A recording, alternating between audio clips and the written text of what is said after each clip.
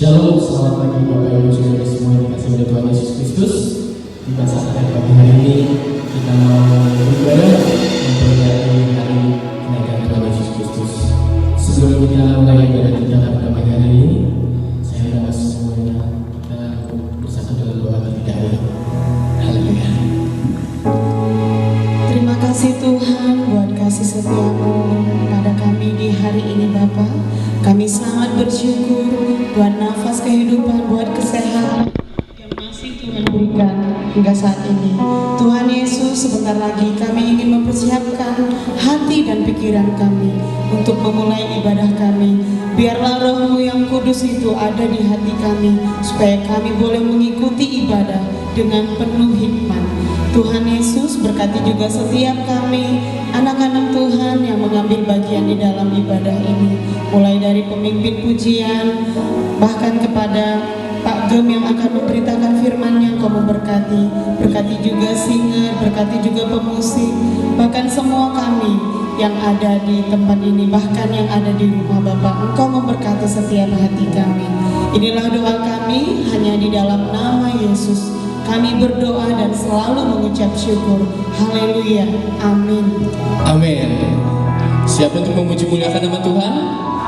Yang di rumah siap untuk memuji muliakan nama Tuhan? Haleluya. Itu benar-benar.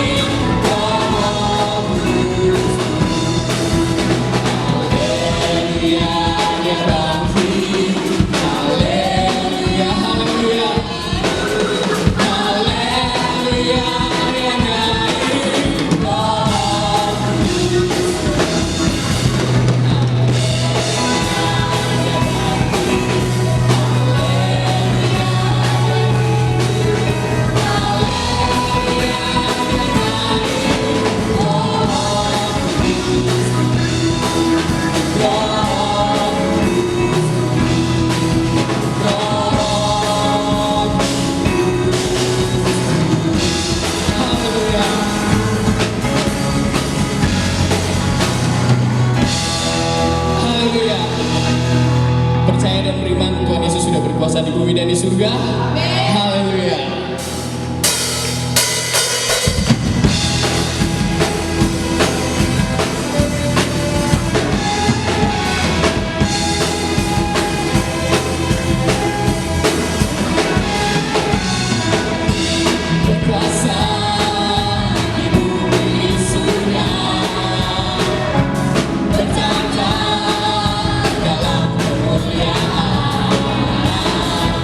Dialah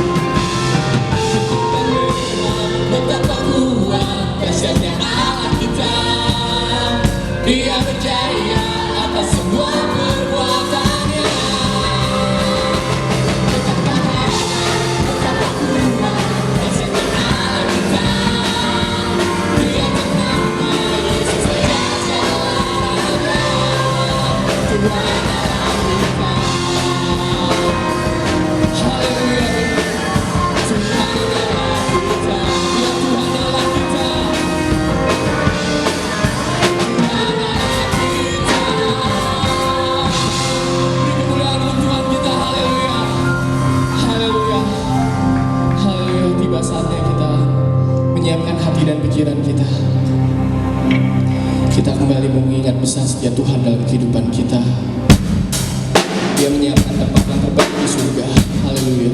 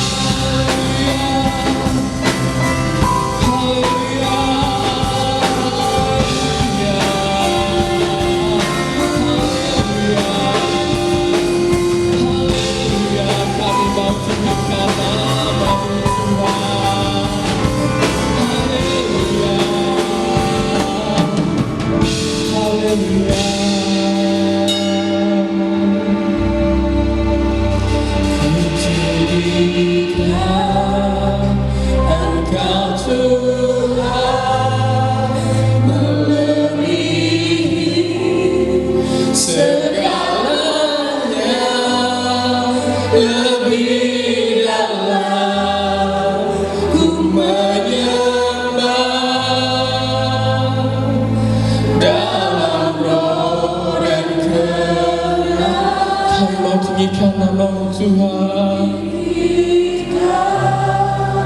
Engkau Tuhan melebihi apapun ya Bapa. Lebih dalam ku menyembah dalam roh dan kebenaran selamanya. Melebihi apapun ya Bapa, melebihi apapun kami rindu untuk meninggikan, menyembah Engkau ya Tuhan Yesus. Apapun yang terjadi dalam kehidupan kami yakin dan percaya Kau turut campur tangan ya Bapa dalam setiap kehidupan kami, dalam setiap kesehatan kami, dalam setiap pergumulan kami, dalam setiap pekerjaan kami ya Bapa. Tidak pernah Kau tinggalkan kami ya Tuhan Yesus. Engkau akan berjalan terus bersama kami ya Bapa. Terpujilah nama-Mu Tuhan Yesus. Kami terlalu yakin dan percaya besar kuasa-Mu ya Bapa. Terima kasih Tuhan. Kau sudah naik ke surga menyiapkan tempat yang terbaik bagi kami semua ya Bapa. Terima kasih banyak Tuhan Yesus buat karya-Mu ya Bapa, buat penyertaan-Mu selalu dalam kehidupan kami. Sebentar kami akan mendengarkan sebagian firman-Mu ya Bapa. Berkati hati kami ya Tuhan, lembutkan hati kami, jamah hati kami ya Tuhan Yesus, sehingga kami boleh mengerti, kami boleh memahami, dan kami boleh melakukan setiap firman-Mu dalam kehidupan kami ya Bapa. Tidak berhenti di kami saja ya Bapa, tapi boleh berbuah-buah, boleh menjadi berkat bagi sekeliling kami ya Tuhan Yesus. Melalui kehidupan kami nama-Mu boleh dipermuliakan ya Tuhan. Terima kasih banyak Tuhan Yesus. Pujilah nama-Mu ya Bapa. Kami siap memulai mendengarkan firman-Mu Tuhan Yesus hanya dalam berkat nama Tuhan Yesus Kristus. Haleluya. Amin. Waktu dan tempat kami persilakan.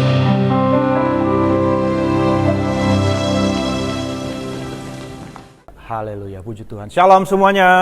Shalom. Selamat pagi, salam sejahtera. Bisa berikan senyum kiri kanan, berikan sukacita. Haleluya. Selamat hari kenaikan Tuhan Yesus pada hari ini. Buat yang di rumah, apa kabar semuanya? Semoga tetap sehat-sehat, tetap dalam perlindungan Tuhan, dan semua tetap kuat di dalam iman kepada Tuhan. Haleluya. Mari kita akan masuk dalam firman Tuhan. Saya mengajak kita kembali buka dalam pembelajaran kita, masih di dalam kitab Injil Markus, dan kita akan lihat di pasal yang ke-16. Kita akan merenungkan sebagian dari kisah bagaimana Injil Markus ditutup dan sekaligus menceritakan tentang kenaikan Tuhan. Dan mari kita mau melihat apa yang bisa kita pelajari dari firman Tuhan pada pagi hari ini tentang kenaikannya. Saya beri judul pada pagi hari ini firman Tuhan. Seperti biasa kita masih sedang mempelajari Injil Markus tentang perjalanan salib kita menuju kepada kemuliaan. Bisa ditampilkan di depan. Saya beri judul pagi hari ini dari Galilea menuju ke Bukit Zaitun. Jalan ke Galilea dan ke Bukit Zaitun. Kita akan melihat, saudaraku, bagaimana Tuhan Yesus setelah dia naik, setelah dia bangkit dari kematian. Dia tidak langsung serta-merta dia meninggalkan kita semua, tidak serta-merta dia meninggalkan murid-muridnya. Tapi yang menjadi perenungan saya, mengapa Tuhan Yesus harus selama 40 hari menampakkan diri kepada murid-muridnya. Dia masih menunda kenaikannya ke surga dan masih memberikan waktu yang cukup panjang bagi murid-muridnya untuk bisa mengalami perjumpaan kembali dengan Tuhan yang sudah dibangkitkan. Saudaraku, mari kita buka Markus pasal yang ke-16.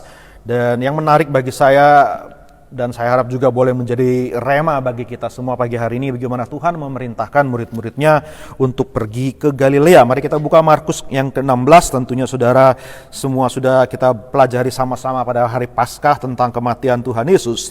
Tapi saya mau mengajak kita melihat dari ayat yang ke-6, Markus pasal 16 ayat yang ke-6. Demikian bunyi firman Tuhan. Tetapi orang muda itu berkata kepada mereka, "Jangan takut. Kamu mencari Yesus orang Nazaret yang disalibkan itu. Ia telah bangkit. Ia tidak ada di sini. Lihat, inilah tempat mereka membaringkan dia." Ayat 7. Tetapi sekarang pergilah, katakanlah kepada murid-muridnya dan kepada Petrus, ia mendahului kamu ke Galilea. Katakan sama-sama dengan saya, ke Galilea, saudaraku. Ya, Tuhan Yesus mendahului murid-muridnya setelah dia bangkit untuk berada di Galilea. Satu hal yang menarik, saudara ya. Di sana kamu akan melihat dia seperti yang sudah dikatakannya kepadamu. Kalau kita perhatikan dalam Markus 14, saudaraku, saya tulis di sana, Markus 14, Tuhan Yesus berkata sebelum dia disalibkan bahwa dia sudah menubuatkan bahwa dia akan bangkit dan dia akan mendahului mereka ke Galilea. Tuhan akan berada di Galilea supaya mereka bisa berjumpa dengan dia di sana. Tetapi mari kita lihat terlebih dahulu, 40 hari sesudah kebangkitan Tuhan Yesus, ia berulang kali menampakkan diri. Saya mengajak kita lihat dalam Kisah pasal yang pertama, apa alasan Tuhan Yesus menampakkan diri. Ya saudaraku, selama 40 hari dia tidak langsung naik ke surga, dia masih memberikan waktu bagi murid-muridnya. Kita baca di sana dalam Kisah pasal yang pertama, yang saya harap semua kita bisa renungkan sama-sama mengapa hal ini penting. Kisah pasal 1 dari ayat yang ketiga, kepada mereka yang menunjukkan dirinya setelah penderitaannya selesai dan dengan banyak tanda ia membuktikan bahwa ia hidup. Katakan Tuhan Yesus hidup, saudaraku. Ada amin semua? Dia tidak mati, dia hidup ya sampai hari ini. Sebab selama 40 hari ia berulang-ulang menampakkan diri dan berbicara kepada mereka tentang kerajaan Allah. Ia menampakkan diri dan berbicara tentang kerajaan Allah. Dua alasan mengapa Tuhan masih menunda kenaikannya ke surga. Dia masih memberikan waktu 40 hari, yaitu supaya dia bisa meneguhkan iman bagi para murid-muridnya. Dia mau supaya murid-muridnya benar-benar yakin, seyakin-yakinnya bahwa Yesus tidak mati, tapi Yesus hidup. Yesus tidak kalah oleh maut, Yesus tidak kalah oleh tipu daya musuh, Yesus tidak kalah oleh rencana jahat lawan, tidak kalah oleh semua fitnah, semua kejahatan, semua hal yang ditimpakan kepada dia. Yesus tidak kalah, dia menang, dia bangkit, dia hidup. Haleluya. Dan dia mau meneguhkan iman murid-muridnya. Poin yang di bawahnya. Jadi saudara dikasih Tuhan, betapa pentingnya kita betul-betul punya iman yang teguh kepada Tuhan. Betapa penting kita betul-betul percaya bahwa Yesus hidup, Yesus bangkit, Yesus tidak kalah, Yesus berkuasa di atas segala-galanya. Dan murid-murid perlu diteguhkan ini. Kenapa saudara? Karena mereka semua akan menghadapi tantangan yang besar. Mereka akan menghadapi perjalanan hidup jalan salib yang penuh dengan tantangan, penuh dengan kesusahan, penuh dengan gangguan, penuh dengan cobaan, penuh dengan saudaraku ujian terhadap iman mereka. Kalau mereka tidak sungguh-sungguh percaya dan tidak sungguh-sungguh yakin seyakin-yakinnya bahwa Yesus itu tidak mati, bahwa Yesus itu hidup, dia bangkit, maka mereka ketika kesusahan datang, ketika masalah datang, mudah bagi mereka untuk menyerah, mudah bagi mereka untuk berkata, ya mungkin Yesus tidak hidup, ya mungkin Yesus hanya dikatakan orang dia bangkit, hanya dikatakan orang dia berkuasa, hanya dikatakan orang dia menggenapi janji Tuhan dan sebagainya, saudara. Tapi mereka betul-betul yakin, seyakin-yakinnya, bahkan sampai ke tetes darah terakhir, sampai kepada nafas terakhir pun mereka mempertahankan iman, mereka tetap percaya dan mereka tetap berpegang pada kesaksian Yesus sungguh bangkit. Haleluya, puji Tuhan. Saudaraku, kalau Yesus bangkit berarti selalu ada harapan dalam segala situasi.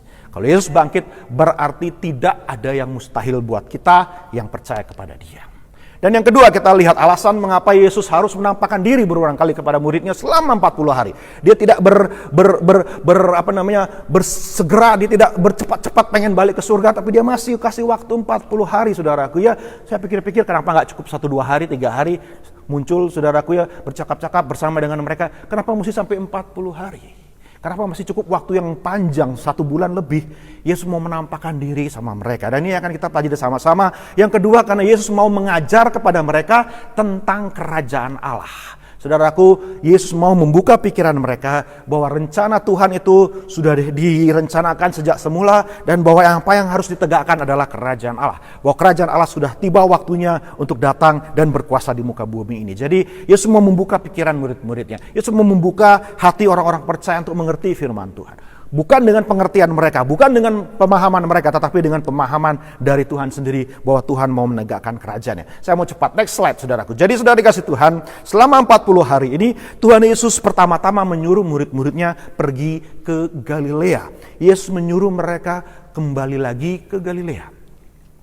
Dan saya pernah menyampaikan firman Tuhan tentang hal ini beberapa tahun yang lalu, tapi saya merasa ini kembali perlu disegarkan lagi dalam diri kita, bahwa Galilea ini adalah tempat yang penting untuk setiap saudara yang percaya kepada Tuhan, yang mengiring Tuhan dalam perjalanan iman kita. Untuk kalau kita sedang mengalami tantangan, kita harus kembali lagi ke Galilea. Kita kembali lagi ke setting di mana perjalanan hidup kita mengalami pengalaman-pengalaman yang indah dengan Tuhan.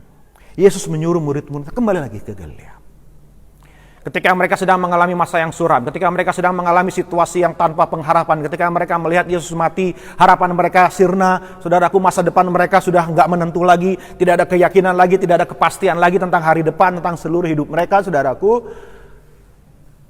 Yesus suruh balik ke Galilea. Kembalilah ke Galilea. Go back. Ayo. Selama 3 tahun lebih, saudaraku, Yesus bersama murid-murid menghabiskan waktu kebanyakan ada di Galilea. Dan Yesus mau menyuruh mereka semua, ayo kembali lagi ke tempat di mana kita menghabiskan banyak waktu. Kamu ingat tempat ini, kamu ingat tempat itu, kamu ingat bukit ini, kamu ingat danau itu, kamu ingat di spot itu. Kita pernah berkumpul, kita pernah berbicara, saya pernah menunjukkan kuasaku, saya pernah menunjukkan mujizatku. Banyak hal, saudaraku, yang Tuhan mau tunjukkan, yang Tuhan mau refresh lagi. Katakan refresh, Bapak Ibu. Tuhan mau segarkan lagi bagi kita. Dan rupa-rupanya ini penting. Rupa-rupanya kita ini dalam mengiring Tuhan itu ada kalanya kita butuh disegarkan kembali.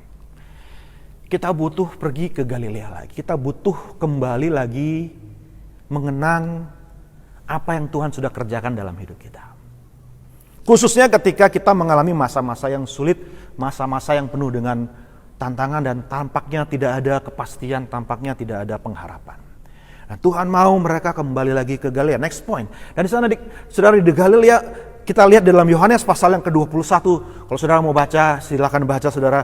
Di Galilea, Tuhan Yesus menampakkan diri di pinggir danau ketika mereka, murid-murid, memutuskan untuk, ayo kita menangkap ikan lagi. Ayo kita kembali kepada pekerjaan asli kita. Ayo kita kembali lagi kepada kehidupan awal kita. Kita sudah disuruh ke Galilea, kita ada di Galilea sekarang. Sudah gak ada hal yang mesti dikerjakan, Tuhan belum menampakkan diri. Maka Petrus mengajak kawan-kawannya, ayolah kita tangkap ikan lagi.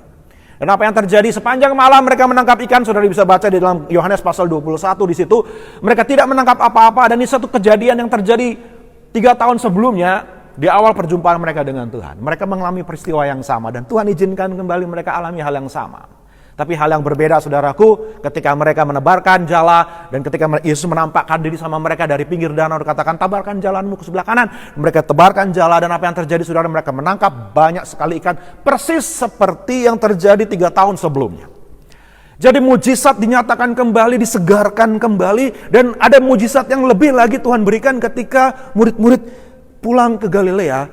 Dikatakan dalam Yohanes 21 ayat 11 di sana dikatakan bahwa mereka menebarkan jala dan ikannya begitu banyak, tetapi jala itu tidak koyak. Sementara ketika 3 tahun yang sebelumnya mereka sampai tidak kuat mereka menarik, saudaraku, sampai koyak jala itu, sampai mesti panggil perahu yang lain. Tetapi kali ini mujizat yang sama terjadi, tetapi mujizat ini ada hal nilai ekstra di dalamnya. Tidak ada yang koyak, jalanya tidak koyak. Artinya kemampuan diberikan oleh Tuhan, mereka sanggup menanggung beban yang lebih berat lagi. Mereka dikuatkan kembali. Mereka mengalami satu mujizat yang disegarkan kembali dan memberikan kekuatan yang ekstra. Saudara, kalau saudara sudah mulai mengiring Tuhan sudah cukup lama, apalagi kalau saudara sudah mulai melayani Tuhan, saudara mulai bersungguh-sungguh rindu untuk menyenangkan hati Tuhan, hidup untuk Tuhan. Pasti di dalam hidup ini kita akan mengalami yang namanya tantangan. Pasti dalam hidup ini kita akan mulai mengalami yang namanya, aduh kok begini ya, aduh kok seperti itu ya, aduh kok terasa berat ya, aduh kok rasanya, saya nggak kuat, saya nggak mampu lagi, saya nggak lihat lagi ada pengharapan di depan saya merasa, aduh saya nggak tahu lagi harus dilakukan. Maka Tuhan mau mengajak kita kembali ke Galilea supaya kita mengalami pemulihan lagi, dan bukan cuma Tuhan mau pulihkan, Tuhan menunjukkan kuasa yang memulihkan kita, Dia menguatkan, meneguhkan iman kita kembali. Mujizat Tuhan mau nyatakan, haleluya, puji Tuhan. Adakah di antara saudara yang pada pagi hari ini, yang di rumah, apakah saudara ada yang sedang merasa lemah, merasa lelah, merasa capek, berjuang dengan iman, menghadapi hidup dengan iman, menghadapi tantangan dengan keyakinan kepada Tuhan, dengan tetap mencoba untuk berharap kepada Tuhan? Inilah saatnya kita kembali lagi ke Galilea. Poin berikutnya, kita lihat di sana bahwa Tuhan mau kita mengalami pemulihan dan mengalami kasih agape. Kalau kita lihat dalam Yohanes pasal 21, mari saudara kita buka saja Yohanes 21. Mari kita lihat di sana apa yang firman Tuhan mau sampaikan kepada kita, saudara.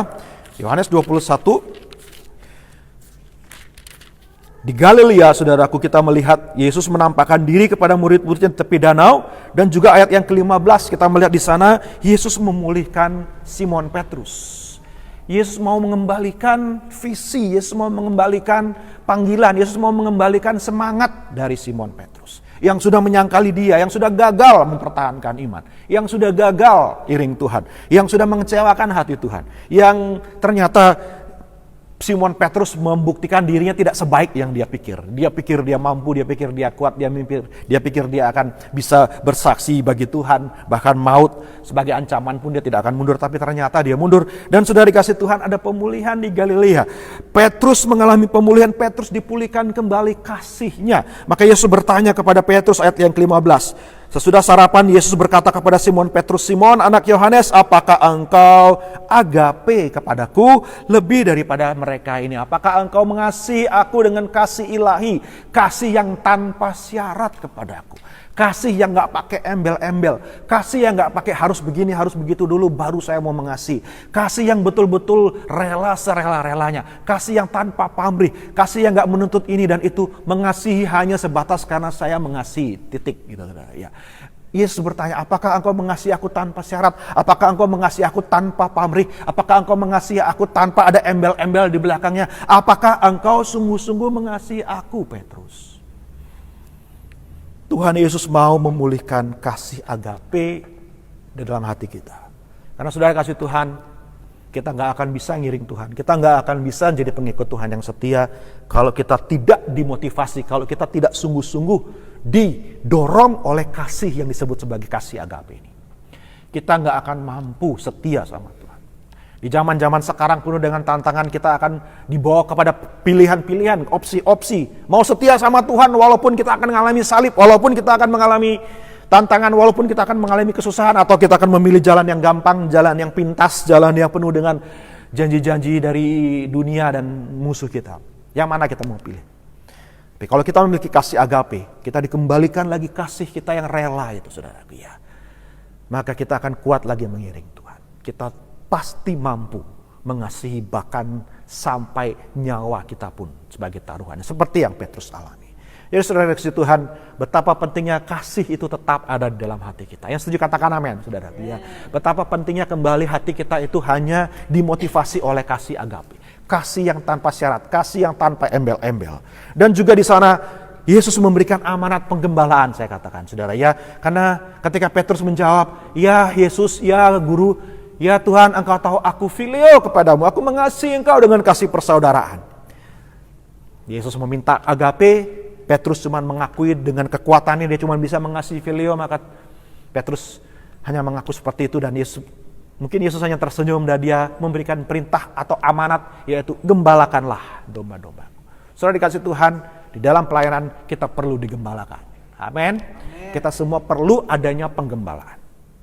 Sebelum Yesus pergi, sebelum Yesus naik ke surga, sebelum dia tinggalkan murid-muridnya, dia memberikan amanat bagi gereja untuk menggembalakan kawanan domba Allah. Artinya setiap orang percaya perlu penggembalaan, perlu digembalakan, perlu diberi makan secara rohani, perlu dipelihara secara kerohaniannya, saudaraku. Ada banyak zaman sekarang orang percaya yang tidak punya gembala, yang tidak punya gereja lokal, yang tidak punya kesetiaan, komitmen kepada gereja lokal, yang tidak memiliki sebuah rumah rohani, yang tidak memiliki sebuah keluarga rohani, yang tidak memiliki pelayanan penggembalaan dan ada covering penjagaan dari seorang gembala yang Tuhan percayakan. Saudara dikasih Tuhan, itu adalah konsep yang sangat asing yang tidak dikenal oleh Alkitab. Tapi banyak sekali zaman sekarang orang Kristen seperti itu.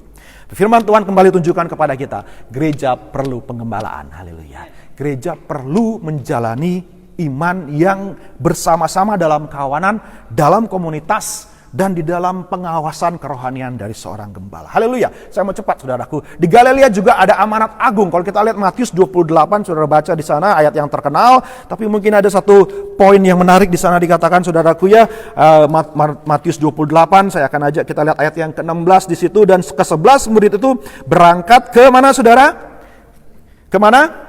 Ke Galilea. Ke bukit yang telah ditunjukkan Yesus kepada mereka. Secara spesifik mereka pergi bukan cuma di Galilea, tapi di sebuah bukit. Ketika melihat dia, mereka menyembahnya, tetapi beberapa orang ragu-ragu. Beberapa orang masih belum yakin, masih belum sungguh-sungguh percaya. Rupa-rupanya saudara, betapa pentingnya iman itu diteguhkan. Tapi ayat 18 tentunya terkenal, Yesus mendekati mereka dan berkata, "Kepadaku telah diberikan segala kuasa di sorga dan di bumi. Karena itu pergilah jadikan semua bangsa muridku dan baptislah mereka dalam nama Bapa dan Anak dan Roh Kudus. Dan ajarlah mereka melakukan segala yang kuperintahkan kepadamu. Dan ketahuilah aku menyertai kamu senantiasa sampai akhir zaman." Haleluya. Katakan sama-sama, Tuhan Yesus menyertai saya. Amin. Dan Tuhan mau kita memenuhi amanatnya, kita memenuhi panggilannya, memenuhi tugasnya. Keberadaan kita di muka bumi ini salah satunya adalah untuk menyampaikan kabar baik, menyampaikan pemberitaan Injil. Jadi sudah dikasih Tuhan di Galilea ini visi gereja, visi orang-orang percaya diarahkan oleh Tuhan, dipulihkan lagi. Jadi ketika kita mengalami masa-masa sulit, ketika kita mengalami tantangan yang gelap, ya saudaraku, masa yang gelap, yang sukar, maka Tuhan perlu mencuci mata kita lagi, menguduskan hati kita lagi, memberikan terang lagi, memberikan arahan dalam kehidupan kita lagi, untuk mengingatkan kita bahwa dalam segala hal jangan khawatir, Tuhan menyertai sampai akhir zaman. Tuhan akan menyertai kita lewat masa-masa sulit ini, lewat masa isolasi, lewat masa wabah. Saudaraku ya, Tuhan akan tetap menyertai kita. Dan Tuhan akan tetap mau supaya kita memenuhi amanat agungnya dalam kehidupan kita sama-sama sebagai gereja Tuhan. Jadi di Galilea sudah dikasih Tuhan, betapa pentingnya kita kembali lagi ke sana. Poin berikutnya, sudah dikasih Tuhan, jadi mari di jalan salib, apa yang kita bisa pelajari di sini? Bahwa setiap momen kita dengan Tuhan, Galilea yang pernah kita alami dengan Tuhan, itu perlu dikenang, perlu direnungkan. Perlu kita ingat kembali. Yesus mau supaya murid-muridnya selama 40 hari itu di Galilea itu, saudaraku, mereka ingat lagi apa yang sudah mereka alami. Mereka ingat lagi apa yang Yesus sudah ajarkan. Mereka ingat lagi mujizat yang pernah dia lakukan. Mereka ingat lagi apa yang sudah Tuhan nyatakan kepada mereka. Mereka perlu mengingat kembali. Bilang sama kiri kanan, kamu perlu ingat lagi. Bilang saudaraku ya. Yang di rumah coba bilang sama kiri kanan, kamu harus ingat lagi. Haleluya. Ya, kita perlu mengingat kembali apa yang Tuhan sudah kerjakan. Rupanya kenapa saudara? Rupanya penyakit kita manusia cepat lupa.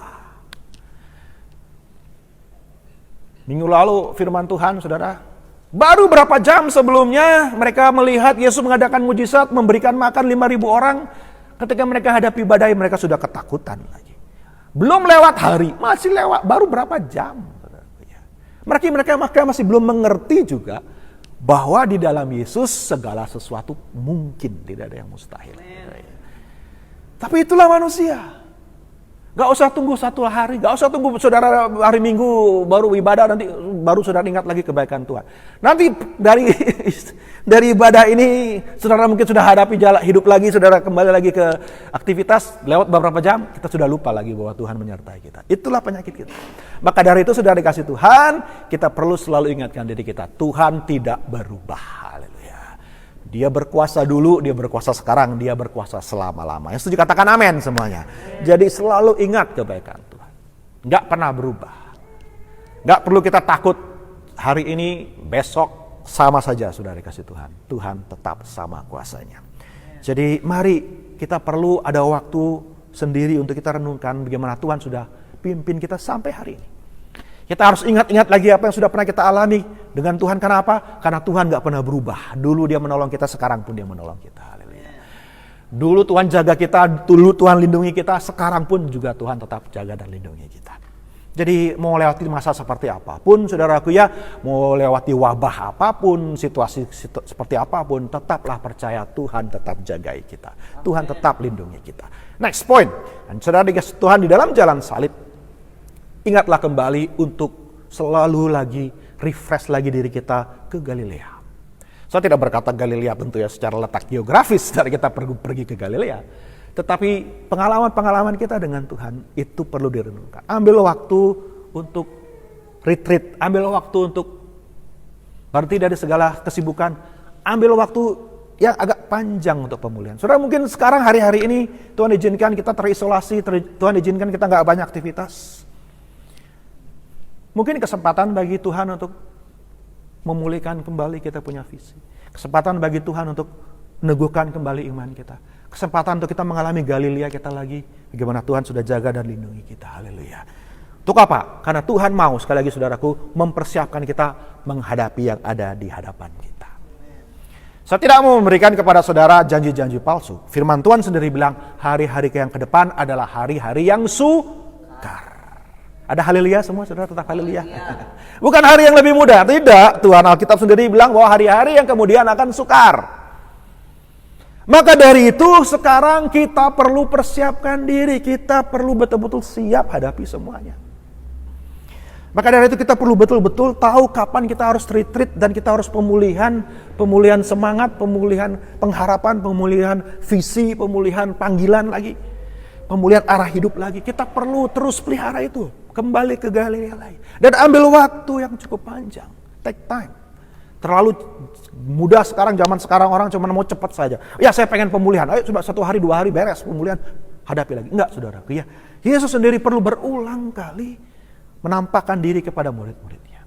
Berulang kali kembali lagi teguhkan iman mereka. Kembali lagi adakan lagi sesuatu yang perlu mereka ingat lagi dengan Tuhan. Jadi sudah dikasih Tuhan, ambil waktu kita. Jangan terburu-buru, jangan terlalu cepat, dan jangan mau instan semuanya di zaman yang seperti sekarang ini. Kita perlu kembali ambil waktu, slow down, dan mari kembali kuatkan iman kita dengan pengalaman-pengalaman yang pernah Tuhan kerjakan untuk kita hadapi hari ke depan. Next, kita akan lihat poin berikutnya saudaraku.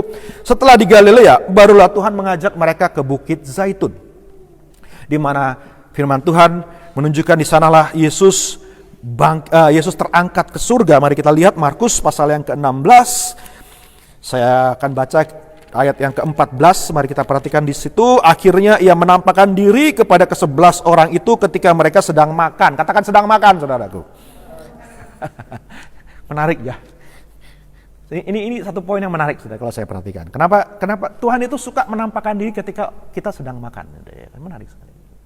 Ketika dia menampakkan diri kepada murid-murid ke Emmaus, mereka tidak mengenal Yesus selama perjalanan sampai di Emmaus. Mereka baru mengenal Yesus setelah mereka duduk mau makan.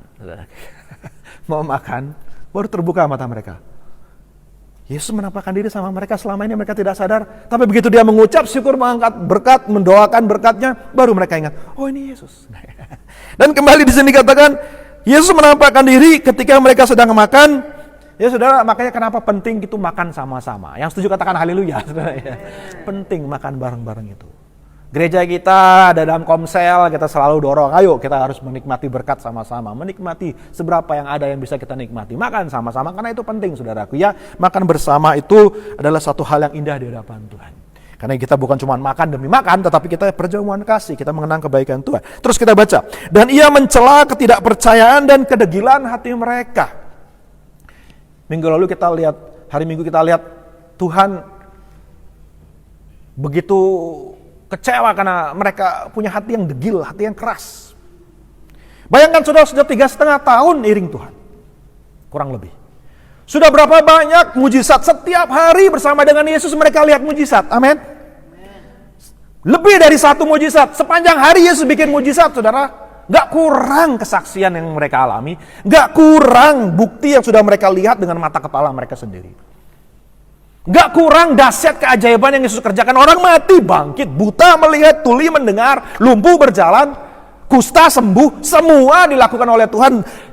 Badai ditenangkan, jalan di atas air. Kurang apa lagi? Setiap hari lihat mujizat. Tapi rupa-rupanya inilah penyakit kita saudara. Makanya saya tulis di situ. Betapa Tuhan itu didukakan di poin berikutnya. Kalau kita tidak percaya kepada Tuhan, kalau kita nggak punya iman, kalau kita nggak mau belajar dari setiap mujizat pertolongan yang Tuhan berikan, kita nggak mau menarik hikmatnya. Rupa-rupanya nggak seberapa banyak mujizat pun itu nggak jaminan, saudara, orang akan sungguh-sungguh percaya. Bayangkan nih murid-murid, mereka sudah lihat hal-hal yang mustahil Yesus kerjakan. Masa bagi mereka untuk percaya Yesus bangkit dari kematian saja mereka tidak bisa percaya. Padahal banyak kali Yesus sudah membangkitkan orang mati. Tapi itulah saudara, kita perlu mengenal kelemahan kita manusia.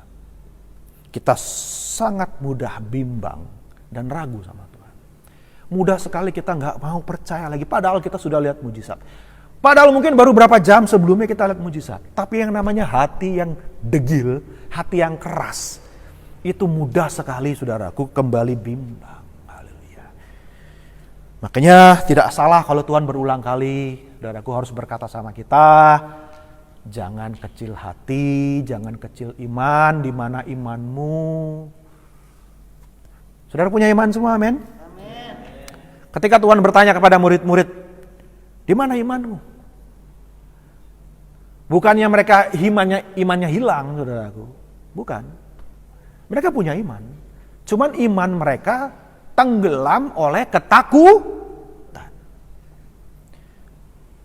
Yesus tahu murid-murid percaya sama dia, tetapi iman mereka jadi tidak berfungsi, tidak berguna ketika mereka membiarkan situasi, masalah menenggelamkan mereka, memperkecil iman mereka, melemahkan keyakinan mereka, sehingga yang mereka lihat adalah situasi dan ketakutan dan segala hal, saudaraku. Sehingga Yesus bertanya sama mereka lagi, imanmu tuh mana? Bukan berarti mereka hilang imannya, cuman mereka tidak mau menunjukkan iman di saat-saat sukar. Saudara, iman itu berguna ketika situasi sulit. Kalau situasi baik, nggak perlu pakai iman, semua juga percaya, semua juga bisa bilang haleluya, puji Tuhan. Tapi justru di saat-saat seperti inilah, iman itu paling diuji, paling perlu ditunjukkan. Bilang sama kiri kanan, di mana iman? Amin, saudara? Mana imanmu? Pak Gob, itu kan lain. Ada yang mungkin bilang seperti itu. Ya murid-murid juga bilang begitu mungkin. Kalian sudah lihat roti dicukupkan buat 5.000 orang. Ya itu kan lain, ini badai. Kamu sudah pernah ngalami badai yang aku tenangkan. Ya tapi itu lain, sekarang hari ini beda. Saudaraku, Tuhan Yesus tetap sama. Haleluya, puji Tuhan. Gak ada yang lain buat Tuhan. Gak ada pakai alasan kita bilang, oh itu beda. Ya, nah, saudara, itulah yang namanya kita tidak percaya. Dan itu begitu menyedihkan hati Tuhan. So dikasih Tuhan, mau berapa banyak pun kita mengalami pertolongan Tuhan, kalau kita tidak ambil hikmahnya, kalau kita tidak ambil pelajarannya bahwa sungguh Yesus itu bisa dipercayai, maka kita nggak akan pernah bisa hidup dengan iman. Maka Tuhan mau sungguh-sungguh sebelum mereka ini murid-murid menghadapi situasi yang lebih sukar lagi, bukan lagi gurunya yang akan mengalami aniaya, gurunya yang akan disalibkan, mereka yang akan mulai dia salibkan. Maka mereka perlu betul-betul yakin, dipastikan iman mereka teguh dalam hadapi hidup ini, saudaraku. Sebab itu betapa pentingnya kita meneguhkan iman kita. Kita benar-benar percaya kepada Tuhan dengan segenap hati. Saudara mau percaya sama Yesus penuh hati, amin? Mari kita baca terus. Karena mereka tidak percaya kepada orang-orang yang telah melihat dia sesudah kebangkitannya. Lalu ia berkata kepada mereka, pergilah ke seluruh dunia, beritakanlah Injil kepada segala makhluk. Siapa yang percaya dan dibaptis akan diselamatkan, tetapi siapa yang tidak percaya akan dihukum. Tanda-tanda ini akan menyertai orang-orang yang percaya. Mereka akan mengusir setan-setan demi namaku. Yang percaya katakan amin, saudara. Mereka akan berbicara dalam bahasa-bahasa yang baru bagi mereka. Mereka akan memegang ular, dan sekalipun mereka minum racun maut, mereka tidak akan mendapat celaka. Mereka akan meletakkan tangan ke atas orang sakit, dan orang itu akan sembuh. Amin, saya percaya ini semua. Sesudah Tuhan Yesus berbicara demikian kepada mereka, terangkatlah ia ke sorga, lalu duduk di sebelah kanan Allah. Mereka pun pergilah memberitakan Injil ke segala penjuru, dan Tuhan turut bekerja. Katakan Tuhan turut bekerja, saudaraku.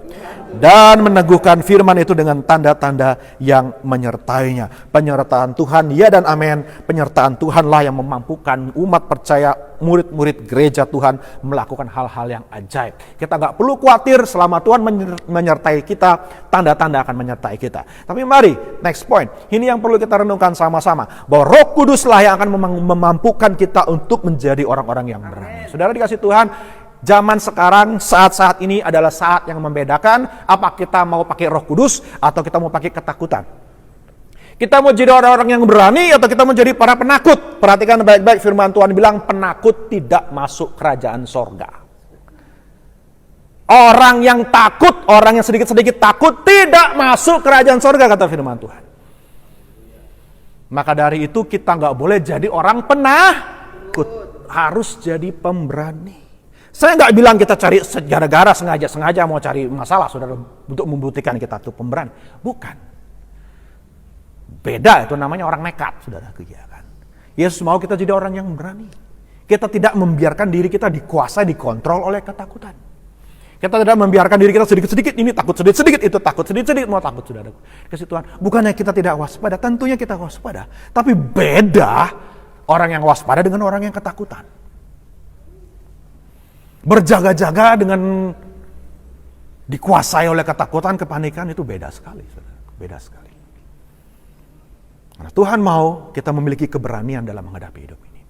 Tuhan mau dengan kuasa Roh Kudus-Nya, maut sekalipun di depan mata, murid-murid pantang menyerah, pantang mundur, tetap maju mengiring Tuhan. Haleluya, puji Tuhan.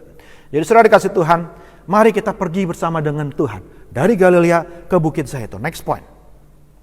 Saudaraku, ada satu perintah yang Tuhan bilang kalau kita kembali membandingkan di dalam Injil, bahwa mereka harus kembali ke Yerusalem dan menantikan janji Bapa.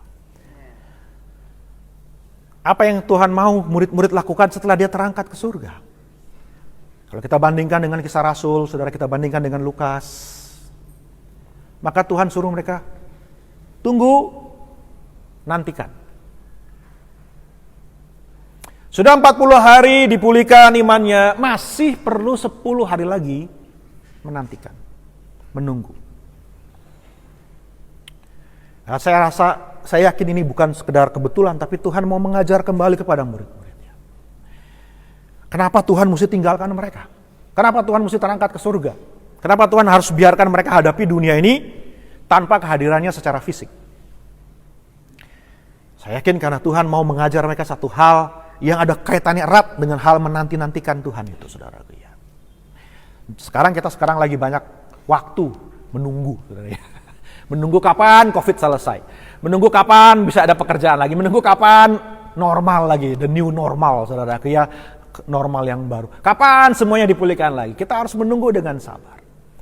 Tapi inilah pelajaran yang penting tentang yang namanya pengharapan. Next point, karena dalam bahasa aslinya, dalam bahasa Ibrani, saudara, ini penting bagi kita orang percaya untuk tahu bahwa yang namanya pengharapan itu dalam bahasa aslinya yakal, katakan yakal Bapak Ibu. Yakal itu artinya sabar menunggu sampai Tuhan melakukan sesuatu. Makanya kalau kita baca dalam Perjanjian Lama ada banyak ayat katakan nantikanlah Tuhan. Orang-orang yang menantikan Tuhan mendapat kekuatan yang baru. Kata menunggu dengan sabar, menantikan Tuhan yang bekerja, Tuhan yang bertindak, itulah yang namanya pengharapan. Jadi orang yang punya pengharapan, dia belajar sabar untuk menunggu waktu Tuhan. Orang yang punya pengharapan itu tidak gelisah, tidak pengen cepat, tidak langsung panik, tidak cari jalan pintas, tidak cari jalan cepat, saudaraku ya, pengen beres semuanya. Mereka belajar menantikan Tuhan. Karena ketika kita sedang menanti-nantikan, kita belajar tetap memelihara pengharapan kita itu.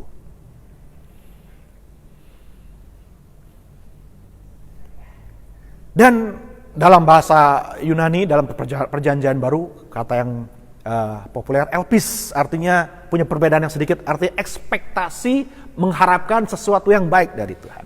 Itulah yang namanya pengharapan. Saudara percaya di balik semua ini ada hal yang baik dari Tuhan, amin? Yang di rumah ada amin semua ya? Ada yang baik dari Tuhan. Itulah yang namanya pengharapan. Dan yang namanya bedanya pengharapan dengan positive thinking, saudara. Yang dunia juga bisa mengajarkan hal-hal yang mirip dengan pengharapan. Bedanya pengharapan, kita tidak berharap kepada situasi. Sementara positive thinking akan percaya karena melihat situasi. Tapi pengharapan justru tetap berharap walaupun tidak ada dasar untuk berharap, kata firman Tuhan. Kalau melihat situasi, kalau melihat keadaan dan sebagainya, apa yang bisa membuat saya yakin besok akan baik? Apa yang bisa membuat saya yakin bahwa besok tetap ada hal yang lebih baik lagi? Itulah yang namanya pengharapan, karena kita tidak berharap kepada situasi, saudara dikasih Tuhan. Situasi boleh semuanya 100% bertentangan dengan iman, tetapi yang namanya pengharapan kita tidak berharap kepada situasi, kita berharap kepada pribadinya Tuhan yang setia. Banyak orang menaruh pengharapannya kepada situasi-situasi. Pengharapannya bergantung kepada apa yang akan terjadi di sekelilingnya. Atau pengharapannya bergantung kepada apa kata orang, apa berita yang tersiar di kanan kiri dan seterusnya. Saudara dikasih Tuhan, kita hanya berharap kepada Tuhan. Ada amin semuanya? Amen. Yang di rumah bisa katakan amin juga. Pengharapan kita hanya kepada Tuhan. Itulah bedanya hope dengan positive thinking. Itulah bedanya berharap kepada Tuhan dengan hanya sekedar berangan-angan yang indah-indah, yang baik-baik saja, saudara. Tuhan ingin kita memiliki pengharapan di dalam Dia. Dan itu sebabnya poin yang terakhir, ini yang Tuhan mau kita renungkan sama-sama. Mari pemain musik boleh maju ke depan. Bahwa jalan salib itu mengajarkan kita menjadi pribadi yang selalu berpengharapan di situasi sesulit apapun. Tuhan mau kita belajar menantikan Tuhan, menunggu waktu Tuhan, sabar dengan tekun. Ada ayat dalam Roma katakan demikian, kesulitan, penderitaan itu mendatangkan tahan uji. Katakan tahan uji Bapak Ibu ya. Karena ujian itu selalu susah. Nggak ada ujian yang gampang ya. Justru maksud tujuan daripada kesusahan itu adalah untuk membuktikan kualitas. Itu namanya menguji. Makanya kesulitan itu, masalah itu akan memberikan kepada kita tahan uji. Memberikan kepada kita ketekunan. Ketekunan akan memberikan kepada kita tahan uji. Nah, tahan uji dalam bahasa Inggrisnya a proven character. Karakter yang teruji, karakter yang dibentuk oleh Tuhan. Rupa-rupanya pengharapan itu bicara soal karakter. Orang yang punya attitude, orang yang punya karakter berpengharapan. Bukan cuman perasaan, bukan cuman saudaraku satu ide yang baik, saudara ya, idealisme, tidak. Tetapi karakter. Kalau sudah bicara soal karakter itu berarti identitas diri kita. Bahwa kita jadi orang yang selalu punya pengharapan dalam situasi seperti apapun. Dan pengharapan firman Tuhan bilang, tahan uji karakter itu akan membawa kepada pengharapan dan pengharapan tidak mengecewakan. Kalau kita punya pengharapan kepada Tuhan, bukan kepada dunia, bukan kepada situasi, bukan kepada keadaan, pengharapan kita firman Tuhan pastikan tidak akan kecewa, saudaraku ya. Pengharapan kita akan sungguh ada, masa depan kita tidak akan hilang. Sebab itu saudara dikasih Tuhan, mari kita jalani hidup ini. Mari kita hadapi tantangan dalam kehidupan ini. Bukan dengan ketakutan, tapi mari kita belajar menantikan Tuhan dengan penuh pengharapan. Mari saya undang kita bangkit berdiri. Kita siapkan hati kita untuk memuji Tuhan. Kita mau merespon firman Tuhan. Mari kita nyanyikan pujian. Mari yang di rumah kita sama-sama bersama. Angkat hati kita dalam penyembahan kepada Tuhan.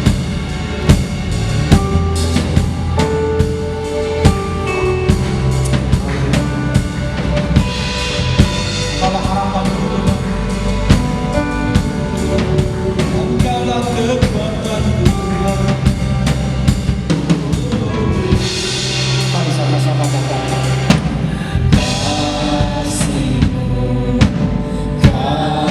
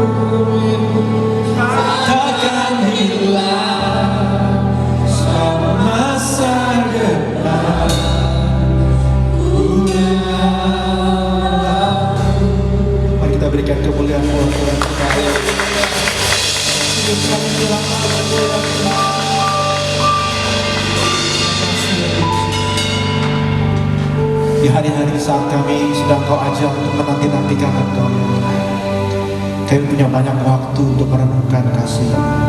Kami memberikan banyak waktu untuk mengingat akan kebaikan Tuhan dalam hidup kami, yang Tuhan sudah pelihara kami, Ebenezer, sampai hari ini.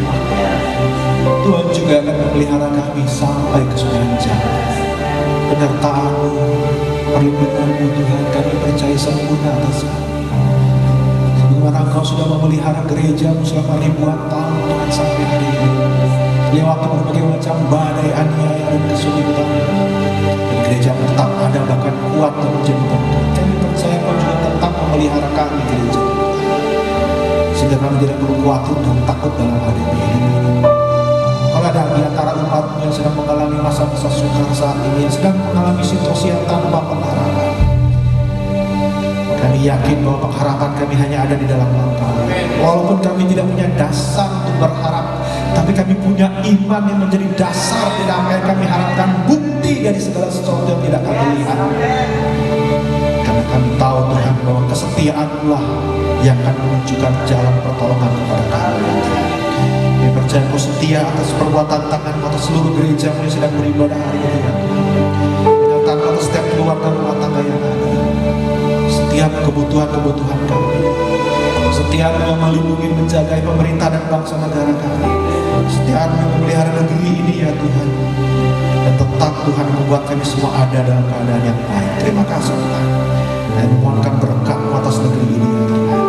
Bersama-sama di akhir ibadah ini kami mengangkat hati dan tangan kami, memperserahkan seluruh hidup kami ke dalam tangan Tuhan. Biarlah pengharapan kami tidak mengecewakan di dalam Engkau. Engkau Bapa sumber segala pengharapan, menguatkan kedudukan kami dengan damai sejahtera dan sukacita, sehingga pengharapan kami tetap ada dalam situasi sesulit apapun. Dan Tuhan Yesus Kristus yang menjadi juru selamat, bahkan Roh Kudus yang menjadi sumber kekuatan, menyertai dan memberkati kami dalam segala hal. Terima kasih Tuhan. Terima kasih karena Engkau Immanuel, dan kami diberkati sampai hari ini, bahkan sampai selama-lamanya dalam nama Tuhan Yesus Kristus. Kita sudah diberkati dan katakan